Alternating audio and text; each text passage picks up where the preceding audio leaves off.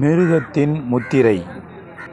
கர்த்தராகிய இயேசு கிறிஸ்துவின் கிருபையால் கடந்த 2 பதிவுகளில் பிதா, குமாரன், பரிசுத்த ஆவியானவர் அடங்கிய தூய திருத்துவத்தை எவ்வாறு சாத்தான் எதிர்த்து யாவே, ஜீசஸ், கள்ள தீர்க்கதரிசி ஆகிய 3 நபர்களை கொண்ட போலி திருத்துவத்தை மிருகம் என்ற பொது நாமத்தில் உருவாக்கி செயல்படுத்தி கொண்டிருக்கிறான் என்றும், அந்த போலி திருத்துவ மிருகத்தின் 666 என்ற இலக்கத்தை எவ்வாறு கணக்கு பார்த்து புரிந்து கொள்ள முடிகிறது என்றும் பார்த்தோம்.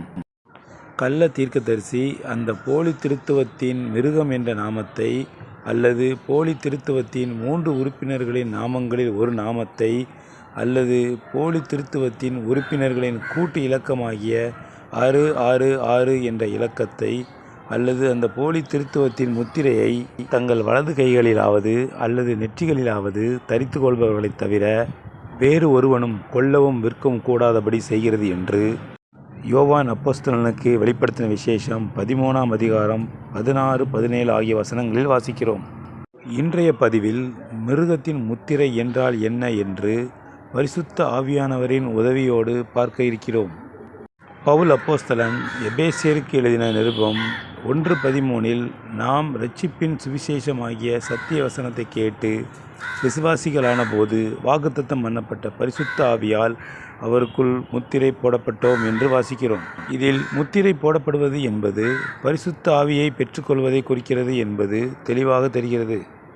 பரிசுத்த ஆவியை பெற்றுக்கொள்வதை ஒரு தனி அனுபவமாக குறிப்பிடாமல் நாம் சத்திய வசனத்தை கேட்டு விசுவாசிகளான போதே பரிசுத்த ஆவியானவர் தமது முத்திரையை நம்மேல் பதித்து விட்டார் என்று பார்க்கிறோம். எங்கு பதித்திருக்கிறார்? நமது நெற்றிகளிலும் வலது கைகளிலும் பதித்து விட்டார் என்று எழுதப்பட்டுள்ளது. நெற்றி என்பது நமது சிந்தனைகளையும் வலது கைகள் என்பது நமது செயல்களையும் குறிக்கிறது. இவ்வாறு நமது சிந்தையிலும் செயலிலும் புதிதான ஆவி உள்ளவர்களாகி தேவனுடைய சாயலாக சிருஷ்டிக்கப்பட்ட புதிய மனுஷனை பரிசுத்த ஆவியாகிய முத்திரையை தரித்து கொள்ளும்போது நாம் பரிசுத்த ஆவியால் புதிதாக்கப்பட்டு அவருக்கு கீழ்ப்படிய அழைக்கப்படுகிறோம். இந்த கட்டளையை எபேசியர் 4:30 நீங்கள் மீட்கப்பட்ட நாளுக்கென்று முத்திரையாக பெற்ற தேவனுடைய ஆவியை துக்கப்படுத்தாதிருங்கள் என்று எழுதுகிறார். இதிலிருந்து முத்திரை என்பது பரிசுத்த ஆவி என்று தெரிகிறது. மிருகத்தின் முத்திரை என்பது கள்ள தீர்க்கதரிசியின் ஆவியையே குறிக்கிறது. பரிசுத்த ஆவிக்கு எதிர்மறையான ஆவிதான் கள்ள தீர்க்கதரிசியின் ஆவி. நெற்றி என்பது சிந்தனை என்று பார்த்தோம். நம்முடைய சொந்த அதாவது சுய சிந்தனை சம்பந்தப்படாத ஆவியே கள்ள தீர்க்கதரிசியின் ஆவி. அந்த ஆவி தெளிவான பேச்சுக்கு எதிர்மறையானது. பேசுபவனுக்கும் அர்த்தம் தெரியாது, அதை கேட்பவனுக்கும் அர்த்தம் புரியாது. மொத்தத்தில் மிருகத்தின் ஆவி பெற்றவர்களின் உளறல்தான் அந்த கள்ள தீர்க்கதரிசியின் ஆவியின் வெளிப்பாடு. இவ்வாறு தன் இஷ்டப்படி தன் சுயத்தில் உளர வைக்கும் மிருகத்தின் ஆவி தன் நினைவின்றி சிந்தைக்கும் நாவுக்கும் தொடர்பின்றி பேசுகிறவனை கள்ள தீர்க்கதரிசியின் சாயலுக்கே மாற்றிவிடுகிறது. அவன் சிந்தனையில் சாத்தானின் குணாதிசயங்களே வேலை செய்கிறது. வலது கையில் முத்திரை தரிப்பது என்றால் அந்த சாத்தானின் குணாதிசயங்களின்படி பலமாக செயல்பட்டு தன் கைகளால் பலரை கீழே தள்ளிவிட்டு நடுங்க விட்டு உருள வைத்து போலி திருத்துவத்திற்கு தன் மனதாலும் செயலாலும் ஆராதனை செய்வதுதான். 2 கொரிந்தியர் 1:22 அவர் நம்மை முத்திரித்து நம்முடைய இருதயங்களில் ஆவி என்னும் அச்சாரத்தை கொடுத்திருக்கிறார் என்றும் வாசிக்கிறோம். அச்சாரம் என்றால் அடையாளம் என்று பொருள். நமக்கு பரிசுத்த ஆவியை ஒரு முத்திரையாகவும், அதாவது அவருக்கு நம்மேல் உள்ள உரிமையின் அடையாளமாகவும் எதிர்கால சுதந்திரத்துக்கான உத்தரவாதமாகவும் வழங்குகிறார். இவ்வாறு பிதா தமக்கு நம்மேல் உள்ள உரிமையின் அடையாளமான பரிசுத்த ஆவியை விசுவாசிகளின் நெற்றிகளின் மேலும் வலது கைகளின் மேலும் முத்திரையாக பதிக்கிறார். மிருகத்தின் ஆவியாகிய மிருகத்தின் முத்திரையை நெற்றியில் அதாவது சிந்தனையில் ஏற்றுக்கொள்கிறவர்கள் போலி திருத்துவத்தை வணங்குகிறார்கள்.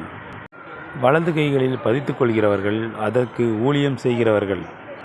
வெளிப்படுத்தின விசேஷம் 14ஆம் அதிகாரம் 9-11 வசனங்கள் வரை தன் நெற்றியிலாவது தன் வலது கையிலாவது மிருகத்தின் முத்திரையை தரித்து கொள்பவன் தேவனுடைய கோபாக்கினி ஆகிய பாத்திரத்தில் கலப்பில்லாமல் வார்க்கப்பட்ட உக்கிரமாகிய மதுவை குடித்து அக்கினியாலும் கந்தகத்தினாலும் வாதிக்கப்படுவான் என்றும் அவனுக்கு இரவும் பகலும் இளைப்பாறுதல் இராது என்றும் தெளிவாக கூறப்பட்டுள்ளது.